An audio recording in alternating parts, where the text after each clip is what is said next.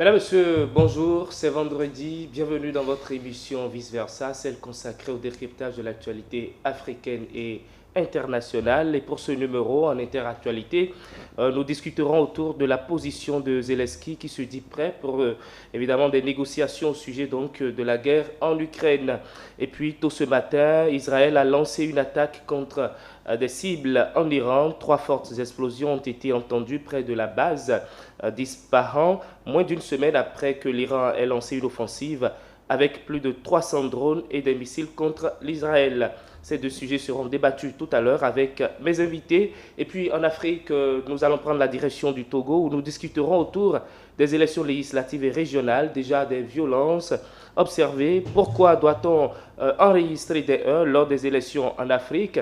On fait le débat tout à l'heure avec mes invités déjà sur place. Et puis enfin au Bénin, nous ferons donc le débat autour de l'élection des représentants des médias à la haute autorité de l'audiovisuel et de la communication. Et puis après, le second sujet qui viendra donc boucler, ça va être autour donc du zèle des agents de la police républicaine. La répression et la sortie des autorités seront également passées au pays fin. En studio ici pour faire le débat avec moi, j'ai avec moi Delphin Gagana. Delphin, bonjour. Bonjour M. Abado, bonjour à toutes et à tous. À côté de vous, Eman Pafé Anyamboussou. Eman, bonjour. Bonjour Axel Eman Abalo, bonjour chers confrères. Alors, en face de vous, Colès Yann. Colès, bonjour. Bonjour le plateau, bonjour tes chers téléspectateurs et bonjour Axel. D'accord. On revient tout de suite après ceci.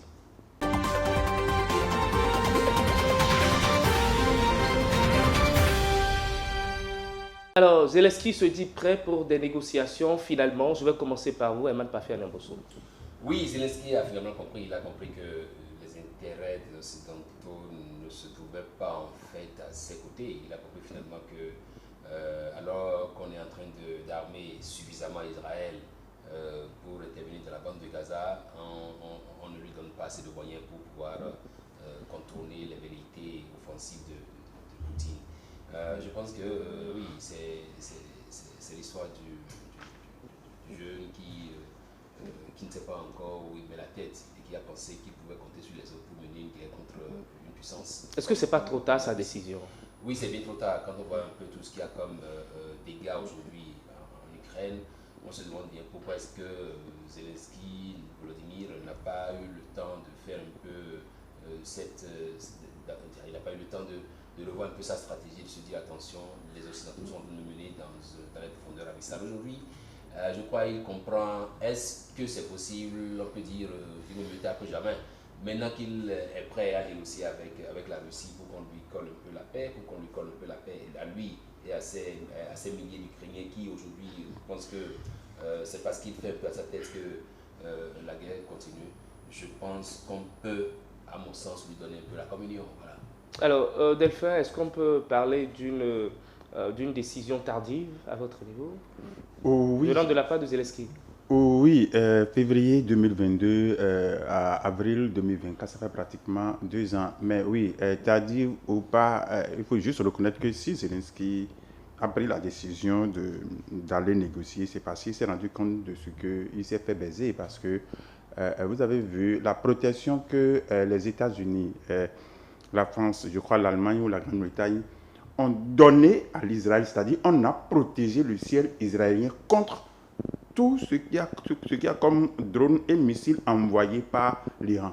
Mais pourquoi depuis n'a-t-on pas protégé le ciel ukrainien contre les drones et les missiles envoyés par la Russie? Donc c'est parce qu'aujourd'hui, Zelensky s'est rendu compte de ce que oui, mais pourquoi on peut faire ça, mais on ne m'a pas fait ça? On m'envoie des armes pour que je puisse aller attaquer l'autre, qu'on me tue, qu'on détruit chez moi. Mais pourquoi on n'a pas protégé? Parce qu'on dit 99% des drones et missiles envoyés par l'Iran se trouvent être interceptés par la protection c'est-à-dire des antimissiles ou de quoi des États-Unis, de la France, de l'Allemagne et de la Grande-Bretagne. Mais pourquoi n'a-t-on jamais fait ça pour l'Ukraine? Donc du coup, il s'est rendu compte de ce que on chantait combien de fois j'étais belle, mais ce n'est pas du tout ma beauté qui intéressait les gens, mais c'était toute autre chose. Parce qu'on a pris tout le temps pour détruire ma jeunesse, mais on s'est marié avec quelqu'un d'autre et puis totalement marié. Donc du coup, je n'ai aucune chance de rester auprès de ce monsieur. De ce mari-là. De ce mari, il a décidé de prendre son... Collins? Oui, c'est pas inexact de reconnaître que la situation dans la bande de Gaza et l'intérêt des États-Unis pour cette situation-là, au détriment de l'Ukraine, a pu peser dans la balance. Mais il faut quand même rappeler que la guerre en Ukraine, c'est des millions de populations ukrainiennes déplacées. C'est de nombreuses villes ukrainiennes détruites. C'est une possibilité rendue très difficile dans le pays où Vladimir Zelensky a eu assez maille à partir avec ses propres populations, avec ses propres députés, parce qu'il voulait faire baisser l'âge du recrutement forcé dans l'armée. Il y a eu donc de véritables mouvements sociaux dont on ne parle pas toujours, mais qui mettaient en lumière un fait.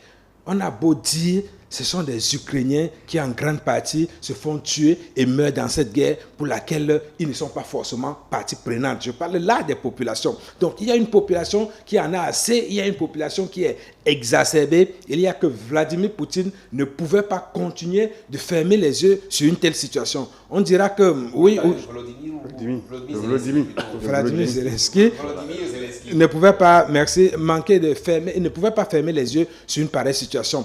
Reconnaissons en dernier lieu que oui, la Chine essaye de se proposer ici en médiateur pour que naturellement la guerre s'achève de la seule façon possible pour le monde civilisé que nous sommes, par les négociations. Bien qu'il soit revenu à la table des négociations, mais est-ce que Poutine est prêt, lui, à venir à la table? C'est une grande question. Et comme vous avez tellement envie de vite parler de Poutine, on ira donc sur le second sujet, toujours en état d'actualité, où il y a eu encore de frappes ce matin. Oui, des frappes qui ont permis de constater que la guerre dans la bande de Gaza a pris une nouvelle tournure, et essentiellement la tournure qu'on craignait le plus. Il faut rappeler à nos téléspectateurs que l'Iran, c'est le véritable monstre, c'est le véritable adversaire d'Israël dans le Moyen-Orient. Et donc, on craignait le moment où l'Iran interviendrait de façon très directe dans cette guerre. On sait que c'est l'Iran qui arme le Hezbollah, c'est l'Iran qui arme le Hamas, c'est l'Iran qui arme les Houthis, qui arme pratiquement tous les, on va dire, les résistants qui sont dans la zone, mais que l'Iran intervienne directement, ça donne une nouvelle tournure. Et ils ont profité de ce que Damas, leur ambassade à Damas a été bombardée. Ils ont fait une réplique qui, de mon point de vue, était assez molle, mais ça permet à Israël aujourd'hui, c'est ce que je pense, de faire ce que Israël a l'intention de faire depuis le début, c'est-à-dire s'en prendre à l'installation nucléaire en Iran. Parce que la plus grande menace dans le monde aujourd'hui pour l'Iran, c'est pour Israël, c'est que l'Iran continue son programme nucléaire. Or, aujourd'hui, on voit très bien que Israël prétexte de la situation de l'escalade qui est en train d'arriver pour vouloir s'en prendre aux installations nucléaires et iraniennes. Et si ça devrait arriver, il faut craindre pour la paix dans le monde. Eman? Non, ce qui est clair, c'est que quand on prend un peu la situation aujourd'hui entre Israël et l'Iran, il fallait s'y attendre. Quand vous suivez un peu l'escalade verbale et tout, où on a dit on ne va pas se laisser faire. Et là, c'est dans ce on ne va pas se laisser faire que la situation peut tourner au vinaigre. Et c'est d'ailleurs ça qui commence aujourd'hui. Quand vous suivez un peu l'actualité, tout ce qu'il y a comme autorité dans le monde aujourd'hui appelle à de l'escalade sur le terrain, parce qu'on estime que si jamais l'Iran devait chercher à répliquer, encore que Delphin fait vous rappeler que plus de 99% de tout ce qui a été envoyé par l'Iran ont été interceptés par d'autres puissances et tout, qui ont cru devoir protéger le ciel israélien contre ces assauts-là. Je pense que en clair et en gros, il y a deux poids deux mesures. Il n'y a que aujourd'hui, comme on l'avait déjà évoqué, il y a que Volodymyr Zelensky aujourd'hui. Il a intérêt à revoir sa position, et c'est ce qu'il est en train déjà de faire. Sauf qu'on n'a pas rappelé, il avait déjà entrepris des démarches pour aller dans l'UE. Est-ce qu'aujourd'hui ces démarches, il va les stopper? Est-ce qu'il va dire à Vladimir, écoute, franchement, j'arrête il ne m'a pas permis d'entrer à l'Union européenne. Donc aujourd'hui dire, écoute, je suis toujours soumis à tout ce que tu as comme volonté et tout.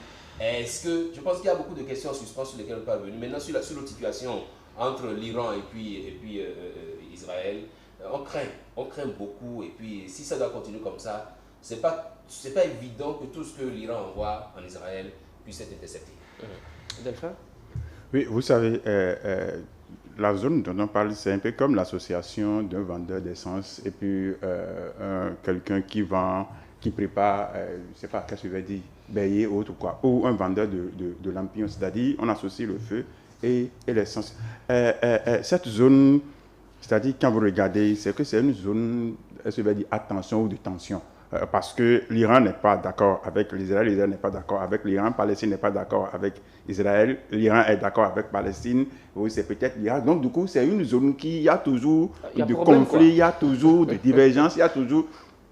Mais le vrai problème, c'est une zone chrysogène, en fait. le vrai problème, c'est que cela soit l'Israël ou que cela soit l'Iran, chacun des deux pays dispose d'une force.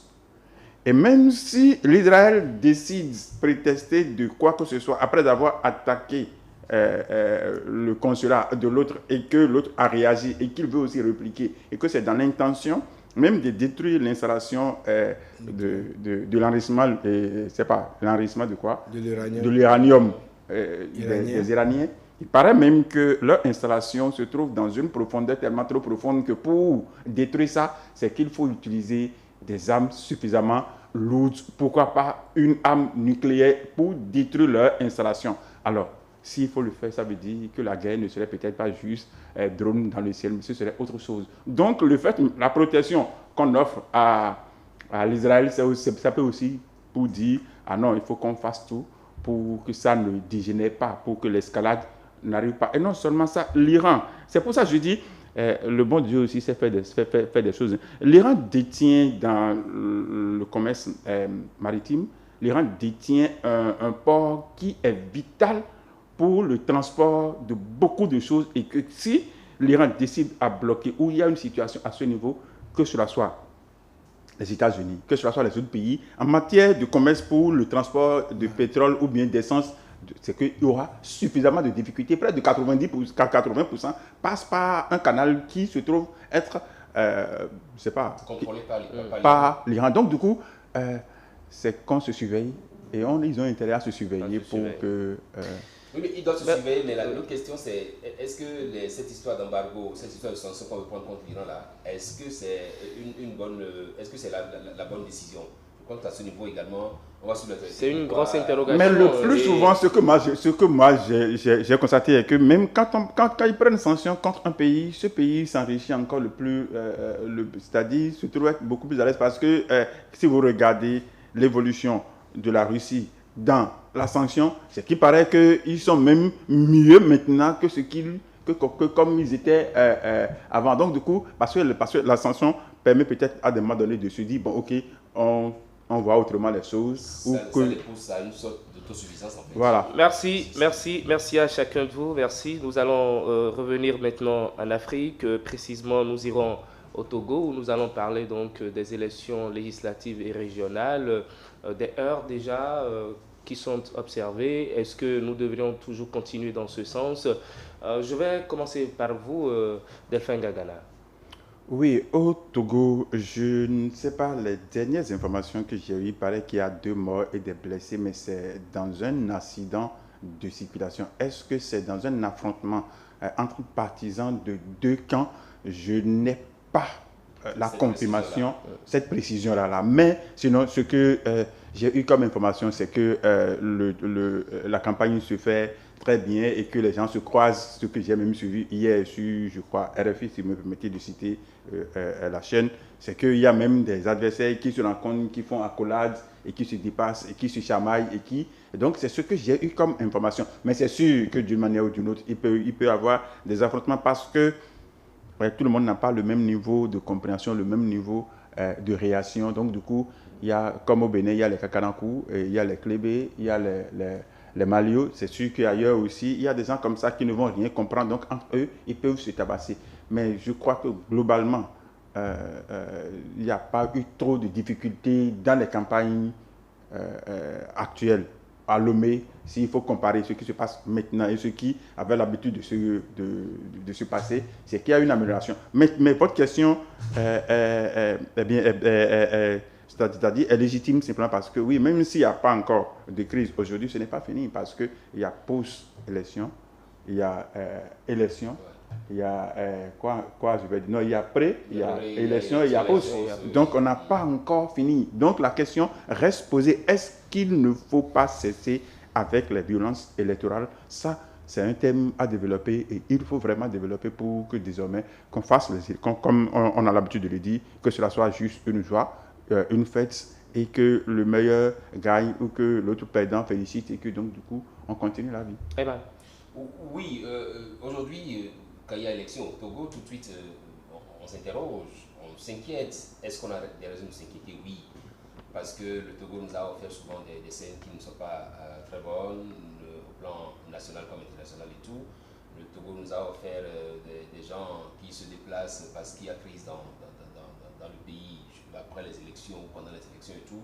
Mais on constate cette fois-ci que pour ce qui est du déroulement de la campagne, en gros, il n'y a pas grand affrontement, même si, bon, ils essaient d'afficher une certaine sympathie, une certaine symphonie dans le pays, qui montre qu'aujourd'hui, que les acteurs politiques togolais ont pris vraiment conscience de ce qu'il faut faire.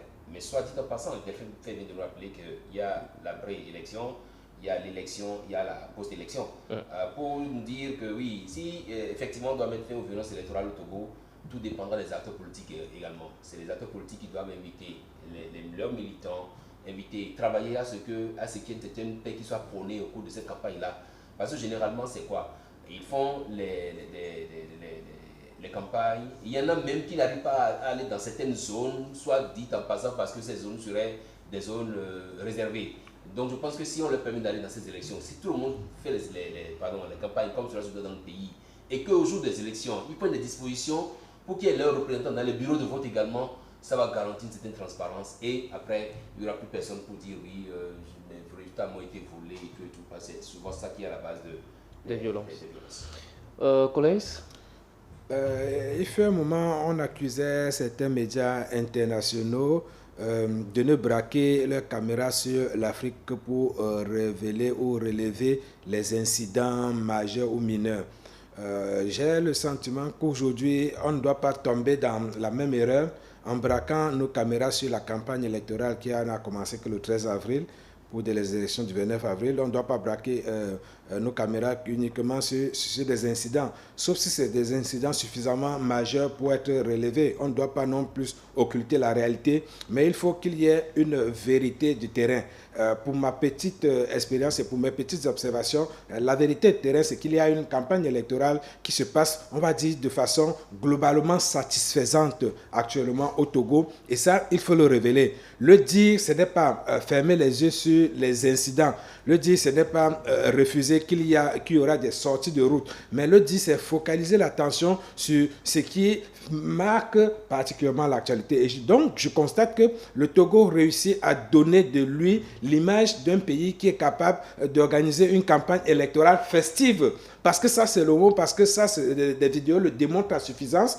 Quelques-uns l'ont dit, on arrive à avoir des adversaires politiques qui, pendant que leurs caravanes se croisent, réussissent à se saluer. C'est des faits auxquels le Togo ne nous avait pas habitués. Donc, c'est des faits qu'on devrait applaudir. C'est des faits sur lesquels on devrait peut-être braquer nos caméras grossissantes pour faire voir cette réelle image du Togo. Maintenant, il faut attendre le 26 avril et espérer que dans les urnes, ça se passera globalement toujours aussi satisfaisant. À titre personnel, je suis très curieux de savoir ce que le parti uni de Fort représente aujourd'hui au sein de l'opinion. J'ai le sentiment qu'il y a une campagne libre qui s'est fait. J'espère que les résultats seront transparents pour nous permettre de véritablement voir de quoi est composé l'échiquier politique togolais. Merci à chacun de vous. Nous allons continuer du Togo, nous allons nous rendre à présent au Bénin où nous parlerons donc de la préparation des élections, de l'élection des représentants des hommes des médias à la haute autorité de l'audiovisuel et de la communication. Eman. Oui, à ce niveau, je pense que tout se dessine assez clairement. Il y a quelques heures, on nous a signalé qu'il y a eu une lettre qui a été envoyée à tous les candidats qui ont reçu le récépissé provisoire de passer à l'annexe de la HAC, cette fois-ci pour retirer le récépissé définitif. Je pense que dans ce sens-là, ça veut dire que les choses sérieuses vont commencer. Parce qu'une fois que vous avez déposé votre dossier et que vous avez désormais le récépissé, ça veut dire que vous êtes désormais considéré comme candidat officiellement retenu pour cette poste-là. C'est vrai, malheureusement, il se fait que quand on désigne les représentants à la HAC, sur 9 représentants au total, nous n'avons que 3. Un de la presse écrite, un de l'audiovisuel, un technicien, auquel s'ajoutent 6 autres personnes. Est-ce que, en le faisant ainsi, le législateur d'alors, est-ce qu'il fait bien de ne nous autoriser qu'à envoyer 3 représentants là-bas à la HAC? Je pense que la question se Vous souhaitez que ça passe à 5 au moins? De toute façon, comme Patrice Talon est l'homme des réformes, on espère de lui qu'il fasse des réformes dans ce sens pour faire en sorte que nous ayons vraiment des dignes représentants à cette décision-là qui est censée nous défendre et nous protéger. Voilà. Collins. Bien, parce qu'on parle de la HAC et que ce n'est pas un sujet forcément que les populations comprennent, je voudrais quand même, tu me permets de rappeler qu'un représentant à la HAC, ce n'est pas n'importe qui. Je ne sais pas si c'est autorisé de parler d'argent, mais c'est quand même quelqu'un qui gagne près de 5 millions de francs CFA par mois. C'est quand même quelqu'un qui a un passeport diplomatique pour lui et son conjoint et pour ses enfants. Donc c'est quand même quelqu'un qui a un véhicule de fonction. C'est presque un député qui devrait représenter, justement, l'a dit, les professionnels des médias dans cet organe, la HAC, qui elle-même est par exemple chargée d'attribuer les fréquences où on va parler vulgairement, de faire fermer une télévision quand ça ne va pas. Donc voilà ce qu'est la HAC, voilà ce qui semble être les enjeux. Et aujourd'hui, on a même le sentiment que c'est le seul moment où on a l'impression qu'il y a une vraie communauté d'hommes et de femmes de médias dans le pays. Parce qu'on n'a jamais autant vu les professionnels des médias mobilisés qu'au cours d'une élection à la HAC. Il y a de nombreuses chapelles qui se forment, il y a de nombreux clans, il y a même de très nombreux mouvements dans les rédactions, puisqu'on parle là de ce qui nous concerne particulièrement. Il y a de nombreuses personnes, malheureusement, qui ont parfois même perdu leur boulot parce qu'ils n'ont pas respecté la bonne consigne de vote. Donc, les élections à la HAC, c'est quelque chose de très délicat au sein de cette corporation, mais malheureusement, voilà, vu par les populations, elle ne se traduit pas par quelque chose de particulier à quoi sert la HAC pour le citoyen lambda. On peine à comprendre, mais bon, au sein de la corporation, on espère que pour cette HAC-là, il y aura un vrai début. Peut-être qu'elle va même enfin parler de l'aide des médias à la presse, un sujet qui est devenu tabou. Il y a tellement de chantiers. Aujourd'hui, on n'a que des confrères qui sont en liste. C'est hyper difficile de se prononcer, mais je voulais tenir à le dire, les enjeux sont énormes.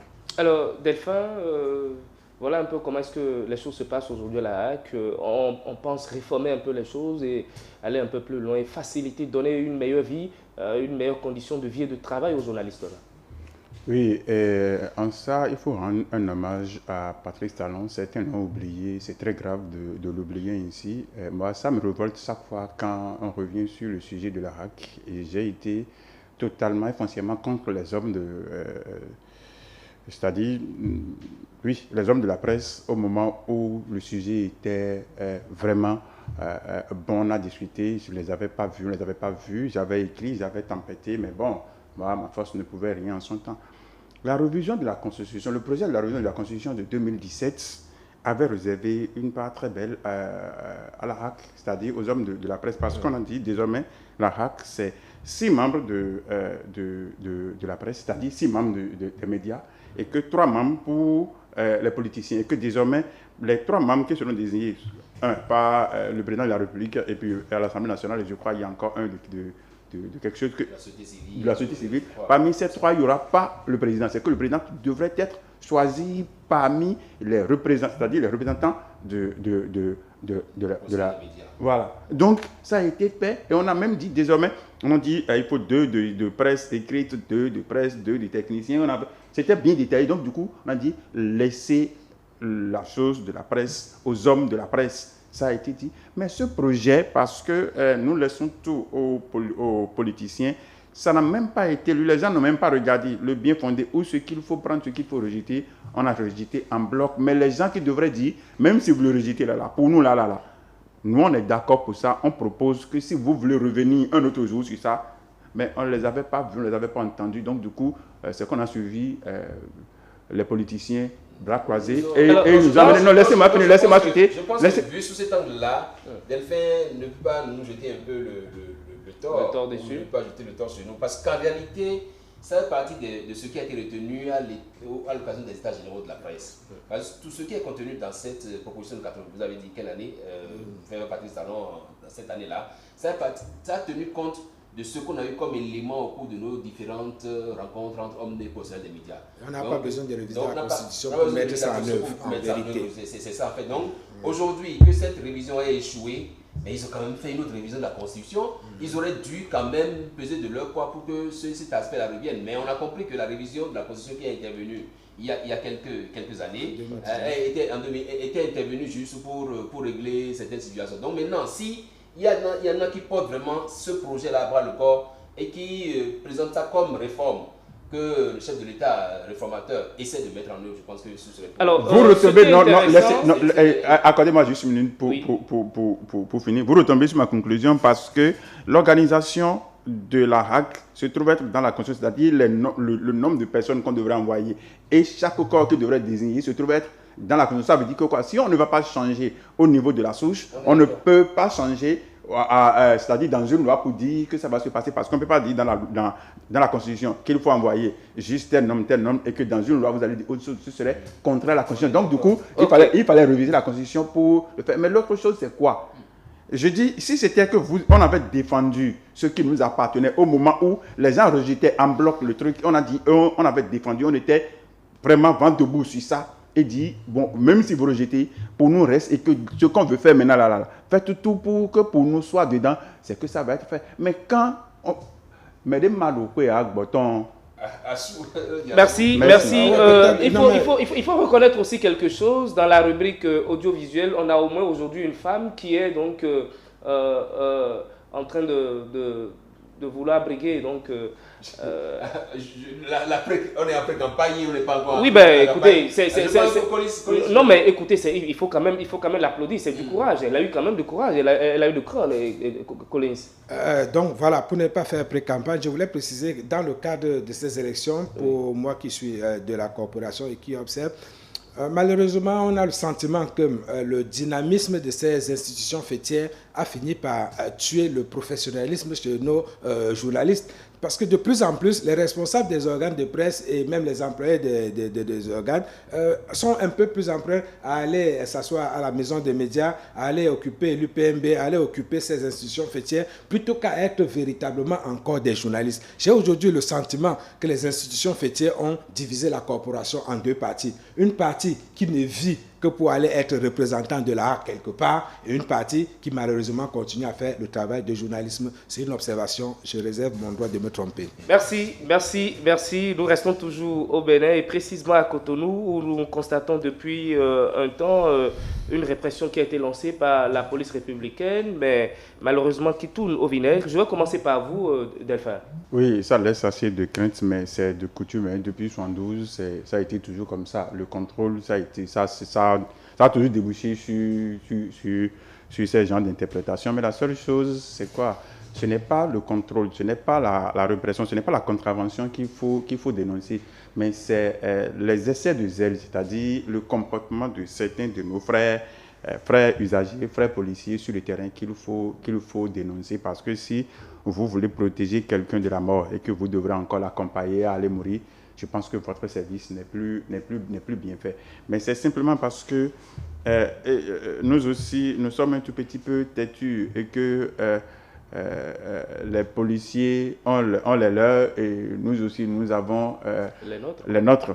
Sinon, quand on dit de porter casque, si vous n'avez pas de casque, et vous mettez déjà en circulation, vous savez que vous-même, vous n'êtes pas en odeur de sainteté avec ce qu'il faut. Mais maintenant, est-ce que quand quelqu'un ne porte pas casque et qui vous a vu et qui fuit, est-ce qu'il faut le pourchasser jusqu'à... Est-ce que c'est comme ça devrait se passer? Je pense non. Donc du coup, il faut que et les policiers et les usagers essayent de mettre de l'eau dans leur vin. C'est vrai que l'hiérarchie policière a commencé déjà par sanctionner, parce que j'aurais appris qu'il y a quand même des policiers qui ont écopé de 60 jours d'arrêt de rigueur. Il y a des gens qui ont été mutés ou il y a des gens qui ont été démis. Donc, du coup, je pense que... Mais il ne faut pas que la population se groguise, c'est-à-dire se dire, bon, OK, comme on est en train de les punir, nous allons profiter de ça pour... Non, il faut savoir que ce sont nos frères. Il faut savoir qu'ils sont là pour notre sécurité. Et donc, du coup, faisons les choses de manière saine pour que la collaboration soit saine. Alors, Collins, on parle d'excès de zèle avec les agents de la police républicaine. Je ne veux pas me faire l'avocat du diable, mais par question de principe, je me considère comme un homme de droite. Un homme de droite, chez un homme de droite, force doit rester à la loi. Et on ne peut pas gérer un État sans faire prévaloir l'autorité de l'État. Et l'autorité de l'État, dans le cas d'espèce, c'est parfois incarné par les forces de l'ordre. Peut-être que j'ai eu la chance, dans un passé plus ou moins lointain, d'être membre de ce qu'on appelait un réseau des journalistes chargés des questions de défense et de sécurité. Ça nous a appris, nous citoyens, un certain nombre de choses sur ces personnes qui sont chargés de veiller pendant que nous on dort. C'est ces personnes qui sont chargées de veiller à notre sécurité. Leur mission première, c'est la sécurité des biens et des populations. En l'état actuel, quel est l'état de la sécurité des biens et des personnes au Bénin? Elle est nettement mieux qu'il y a un certain nombre d'années. Je pense qu'il faut aller de là pour les juger. Et Delphin parlait et surveiller le moral de ceux justement qui sont chargés de la sécurité de nos biens et de nos personnes. Une fois encore, je ne me fais pas l'avocat du diable, mais on devrait en aucun moment perdre de vue. C'est qu'une personne des forces de défense et de sécurité, notamment de la police républicaine, représente dans la préservation de l'ordre public. Et partant de là, je pense qu'il faut trouver les voies et les moyens pour éduquer les populations au respect de la tenue. C'est-à-dire avoir un comportement particulièrement citoyen dès qu'on a en face de soi quelqu'un qui porte la tenue, qui représente l'autorité de l'État. Parce que de mon point de vue, il ne s'agit pas simplement de quelques cas isolés qu'il faut naturellement déplorer, qu'il faut traiter avec la dernière rigueur, mais il ne faut pas qu'on oublie que de façon générale, on parle là d'un organe qui est chargé de faire que la circulation dans la voie ne soit pas bloquée, qui est chargé de ce qu'à une certaine heure, tu n'aies pas peur de rentrer chez toi, qu'à une certaine heure, on n'ait pas peur de dormir avec les portes ouvertes parce qu'il fait chaud. Il faut qu'à aucun moment, on ne perde de vue qu'on parle là de notre propre sécurité et qu'on doit respect aux forces de défense et de sécurité, notamment à la police républicaine. C'est mon point de vue. Après, comme dans tous les métiers au monde, quand il y a des erreurs, il faut que cela soit sanctionné, mais sanctionné dans leur juste mesure, parce que nos troupes ont besoin d'avoir un moral fort pour agir efficacement sur notre sécurité. Eh bien, Force doit rester la loi, doit rester de l'ex, la loi du c'est la loi. C'est vrai que le code de la route a prescrit certaines dispositions qu'on nous oblige à respecter, parce que pendant longtemps on nous a laissé un peu dans le laxisme, on nous a laissé penser que ce qui n'est pas bon était le bon comportement pour nous. Donc oui, pendant longtemps on a circulé sans casque sur la tête, alors que les casques sont censés nous protéger. Je pense que dans les cas qu'on vit ces derniers jours, il s'agit de policiers qui ont fait preuve d'excès de zèle, un peu parce que justement, trouvant qu'il fallait qu'ils agissent à un certain niveau pour pouvoir arrêter la saignée. Pour le policier, par exemple, qu'on a vu s'agripper à un minibus en déplacement, je pense que là, il aurait dû, il mettait même sa vie en danger en faisant ce qu'il a fait. Est-ce qu'il avait besoin de faire tout ça là pour arraisonner un véhicule? Moi, je le dis souvent. Les policiers sont aujourd'hui mieux équipés que la police il y a des années. Et il suffit de passer un coup de fil à la prochaine équipe et il est arrêté. Et le monsieur est arrêté. Il est arrêté. Et donc je pense qu'on n'a pas besoin de s'agripper à un véhicule pour mettre en danger la vie de tous les passagers dans le véhicule et mettre en danger sa propre vie. Je pense que c'est pas bien. Maintenant pour les autres, il y en a qui, quand ils se savent vraiment en incivisme. Et quand ils font ça même. Et quand ils voient le policier, ils appellent ça le policier à quelques 50-100 mètres. Vous les voyez faire demi-tour comme si la voie leur appartenait à eux seuls. Et là, en faisant ça, ils mettent en danger aussi la vie de ceux qui sont derrière eux, des usagers qui sont derrière eux. Donc je pense qu'il faut que les gens qui tendent le message qu'il y a, comme l'a dit Conis, des policiers qui veillent sur nous et qui ont l'obligation de faire en sorte que les règles soient respectées. Donc, pour nous, nos dispositions, il peut arriver quand vous êtes en faute. Moi, j'ai déjà vu une dame qui était en faute. Elle est sortie de maison en oubliant le casque. Quand elle a mis les casques chiffonnés sur la tête, là, je veux parler des perruques là sur la tête, elle a pensé un instant que c'était le casque qui était sur sa tête. Et c'est arrivé au poste de police. Le policier l'a arrêté. Et là, elle fait ça. Elle se rend compte qu'en lieu de place du casque pour la protéger, c'est le casque perruqué là qu'elle avait sur la tête. Et donc, elle s'est expliquée au policier. Elle a dit, waouh, franchement, qu'elle a oublié que le casque est censé protéger sa propre vie et qu'elle n'a pas fait la tête parce qu'on... Et quand elle a expliqué ça au policier, le policier a dit ok, d'accord, allez chercher votre casque. Elle a retourné à prendre le casque. Donc c'est vrai qu'il y a des policiers, comme ils l'ont tous dit avant moi, brebis galeuses qui pensent que oui, quand on a dit d'appuyer, il faut appuyer. Répression, ce n'est pas bon. Je l'ai déjà dit plusieurs fois. Il faut peut-être trouver un autre mot pour montrer aux policiers qui sont déjà les armes à la main, comment dit-on, leur truc là, leur bois de voilà, à la main. Et il faut leur dire que répression n'est pas tabassée. Répression n'est pas pousser les gens sous les camions. Mais répression, c'est d'arrêter les gens et leur dire attention, ce que vous faites là, c'est pas bon pour vous. Voilà. Permettez-moi d'apporter de l'eau au moulin de Herman, parce que le fait de voir le policier fuir crée même plus d'accidents, plus de dégâts que ce que font les policiers. Selon les dernières informations, l'incident qui a eu lieu à Semekodi, c'est parce que le papa a vu les policiers et sachant que son petit n'avait pas le casque derrière, s'est retourné et c'est un minibus qui l'a accueilli. Et si les dernières informations, c'est ça. Et si vous étiez comme moi en haut de la clinique Bon Samaritain et que vous voyez ce qui se passe, la scène qui se passe entre le carrefour Agla-Pylône et le Stade de l'Amitié, si vous voyez combien de fois nous mettons notre vie en danger en fuyant les policiers parce que les gens, au lieu de passer sur le trafic local, ils montent sur la chaussée, la piste cyclable, ils montent sur la chaussée et c'est bien après qu'ils se rendent compte de ce que l'équipe de la police se trouve. Et puis, du coup, il se retourne. Il y a un qui a failli se faire écraser et encore pas un autre véhicule des policiers qui, c'est-à-dire, peu s'en fallait, il allait bousiller les deux. Et puis, je dis, mais ça, c'est qu'on est en train de refuser payer une contravention, mais qu'on va perdre sa vie. Et ça, on va dire que ce sont les policiers qui chassent. Mais là, les policiers ne poursuivent pas. C'est nous-mêmes qui fuyons. Je pense que ce niveau, très rapidement, il y a à reprendre l'éducation civisme chez nos Bénin.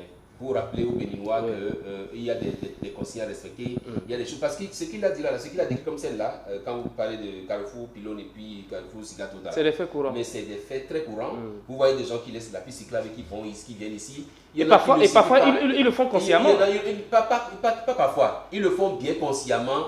Parce que se disant que oui, le policier n'est pas là, et vous les voyez en train de se faufiler entre les voitures. Je pense que franchement, je ne sais pas trop. Peut-être qu'il faut. C'est pourquoi je dis. Nous qui sommes enfants révolutionnaires là, peut-être qu'on est mieux éduqués que les enfants. Oui, justement, permettez-moi aussi d'apporter. Oui, vous avez une minute parce que là, il est. Oui, on parle de civisme, c'est important. Ça me rappelle une certaine scène au cours du défilé de 1er août où vous nous connaissez, nous, dans le zèle pour faire notre métier, on pense que notre caméra nous donne droit à tout et autres, et on se met à bousculer. Mais je vous parlais tout à l'heure de Creuset, des journalistes chargés des questions de défense et sécurité. Mais j'ai appris quelque chose là-bas qui était très important, qui m'a édifié pour la vie. On nous expliquait que quand vous êtes dans un environnement où vous avez le chef de l'État qui est présent, méfiez-vous de ce qu'on appelle la garde présidentielle. Parce qu'on ne discute pas avec la garde présidentielle. On n'essaye pas de raisonner la garde présidentielle. Vous êtes un ministre de la République. Si un élément de la garde présidentielle vous dit dégagez, ne lui dites pas un mot, dégagez. Parce que le président de la République, c'est une institution et leur métier les autorise à un certain nombre de choses que les populations ne savent pas toujours. Et donc, voilà, je profite de débat pour le dire. Merci. Il faut... Ce qu'il dit là, ça m'est arrivé une fois. Merci. On était journaliste Vous étiez la présidence. Voilà. Est-ce que vous savez qu'il y a un élément de la garde qui m'a dit de ne pas m'asseoir là, de m'asseoir au sol? Oui. Il m'a dit non, que je pouvais pas. Et vous aviez exécuté? Ah, mais j'ai dû quitter le rayon. Merci. Pour qu'il ne tire pas et dise après. Il a le droit, il a le droit de tirer. Merci. Il m'a dit, il a fait le con. Merci à chacun. La loi l'autorise. On va faire un tour à la régie rapidement et revenir. Ça va être la rubrique de la chronique.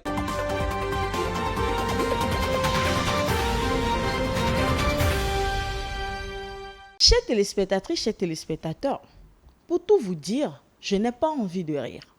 Encore moins l'envie de vous faire rire. Parce que l'heure est grave. Vous m'entendez? L'heure est grave.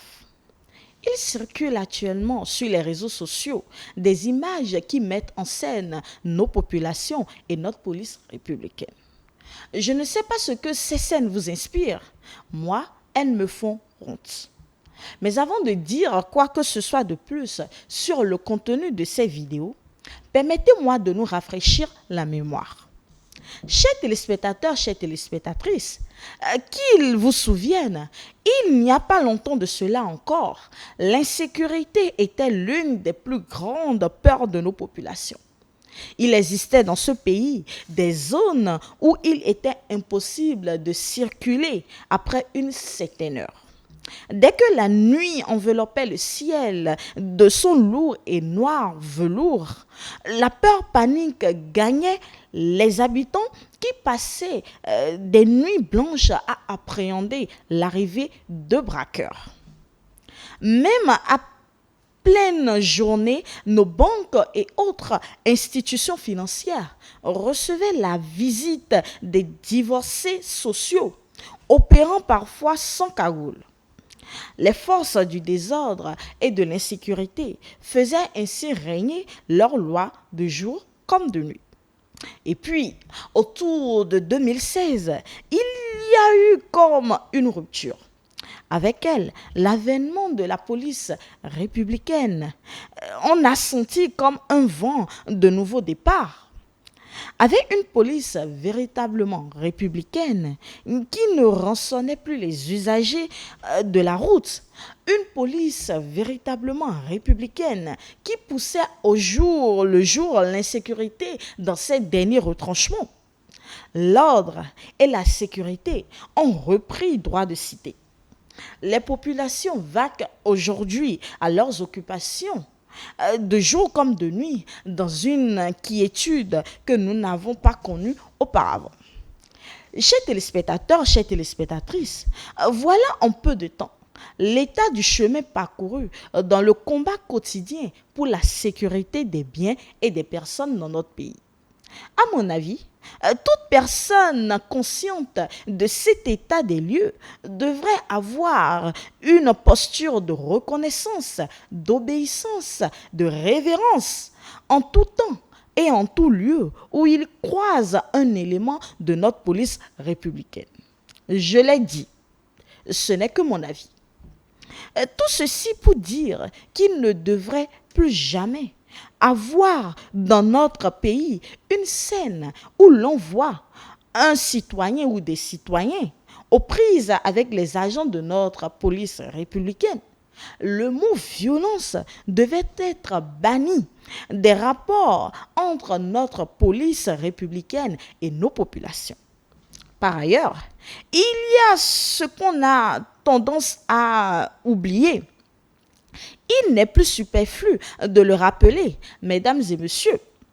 Ces agents de police républicaine que nous voyons dans nos carrefours, sous le soleil, en train de réguler la circulation, ou ceux qui font des contrôles inopinés pour extirper les éléments dangereux de la circulation, ou ceux qui font des incessantes patrouilles de nuit pour s'assurer que les délinquants ne viendront pas perturber notre sommeil. Tous ces éléments de force, de défense et de sécurité, notamment ceux de la police républicaine, sont aussi et avant tout des citoyens comme vous et moi. Ils ou elles ont aussi des épouses ou époux qui les attendent à la maison. Ils ont aussi des enfants à nourrir, à soigner, à éduquer. Autrement dit, ils ont aussi leurs problèmes. Des problèmes qu'ils mettent très souvent entre parenthèses pour veiller à notre sécurité. On me dira, trop parler, c'est maladie. Je vais conclure mon propos de ce jour sur cette conviction.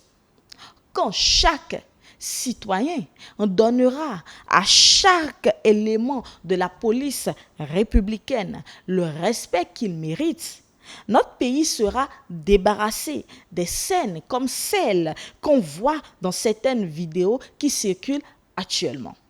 C'est mon avis.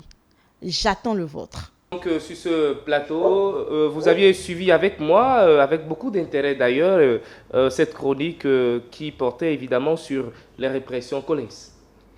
Oui, un peu comme pour venir mettre de l'eau à mon moulin, pour rappeler qu'il y a véritablement aujourd'hui un devoir de faire le retour à l'éducation civique. Il y a aujourd'hui comme la nécessité de réapprendre aux populations à respecter les forces de l'ordre. Oui, on dira pour compléter qu'il y a dans tous les métiers, ce n'est pas pour justifier ces égarements, il y a dans tous les métiers comme voilà, des personnes qui ne respectent pas toujours des principes. Je n'aime pas l'expression brebis galeuse. Il y a dans nos forces de l'ordre aussi des personnes qui se laissent aller à certains débordements. Il y a manière à corriger cela.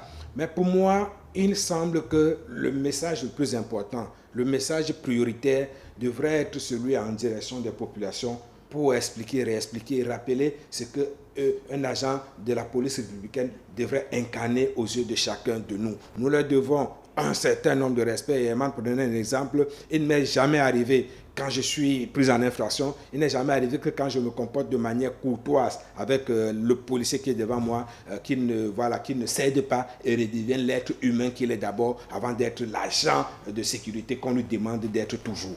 Donc, vous voyez, je pense qu'il faut éduquer nos populations à aller plus à la conversation qu'à la confrontation. Merci. Eman?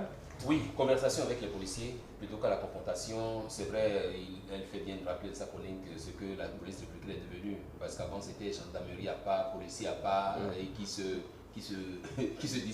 disputaient les exploits. Tel a arrêté, c'est la police qui a arrêté. Si, non, c'est la gendarmerie qui l'a arrêté. Aujourd'hui, tous travaillent en symbiose pour que nous puissions avoir une sécurité garantie.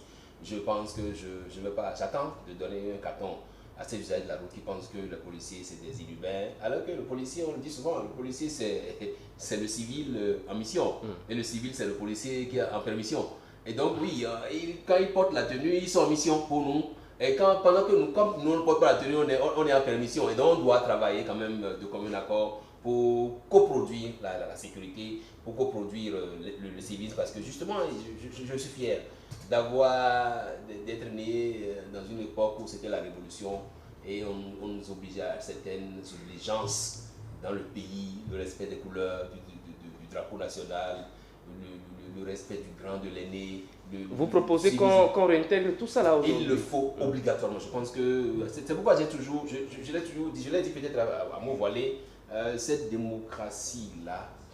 On va y revenir. Merci. Delphin? Oui, l'éducation est la mère de toutes les bonnes choses. Ça veut dire quoi? Que si nous éduquons bien, et quand on dit éduquer, c'est connaître le b.a.-ba, c'est savoir faire la différence entre ce qu'il faut, ce qu'il ne faut pas faire. Si c'est qu'on nous amène à savoir ça, c'est sûr qu'on respecterait autrement les choses. Mais n'oublions pas que cela soit la population, que cela soit la police, nous sommes les enfants du même père. Merci.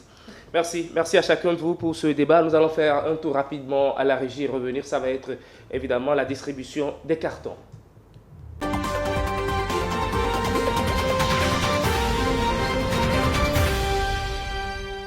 Retour donc sur ce plateau, c'est la rubrique de la distribution des cartons. Nous avons encore moins de 5 minutes. On ira très rapidement. Je commence par vous, Delphin.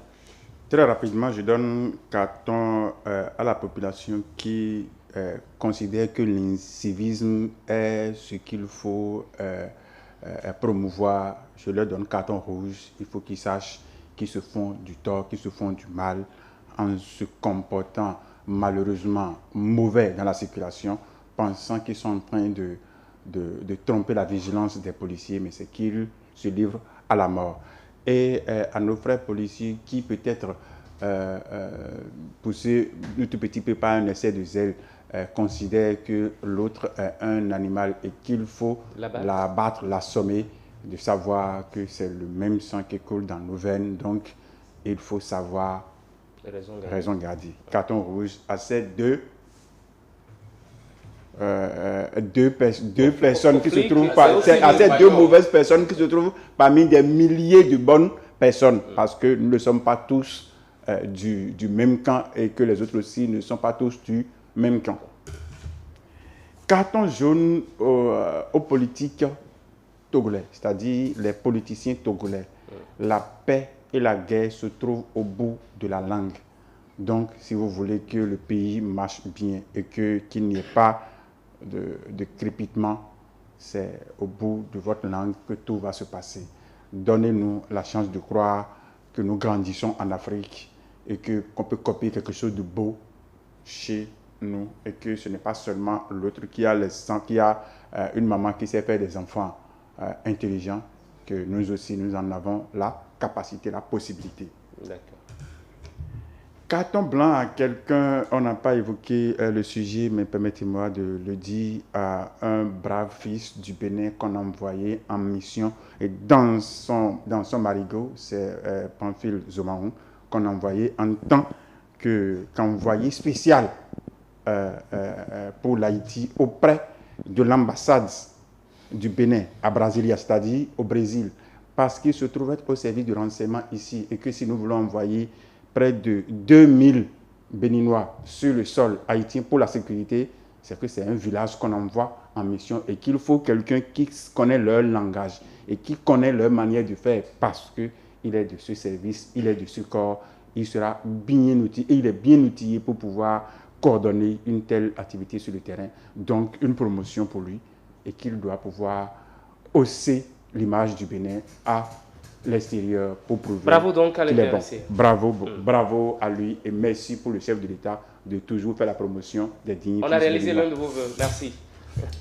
Je vais donner le carton rouge au Premier ministre israélien pour lui dire quand vous avez eu la chance d'avoir été protégé à ce niveau-là, alors que l'Iran a envoyé des drones dans votre pays, il n'était pas opportun de réagir.